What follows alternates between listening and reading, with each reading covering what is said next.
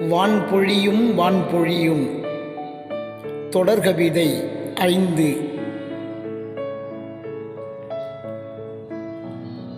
நன்றிகெட்டுப் போகாமல் நாவில் விஷம் இல்லாமல் நானிலத்தில் பிறவிகள் இருக்கும் வரை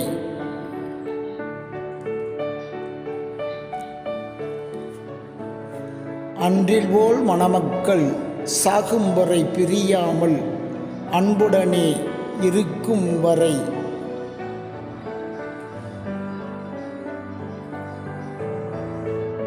கண்ணல் போல் இனித்திடும் வார்த்தைகள் கூறிடும் கனிவான மக்கள் இருக்கும் வரை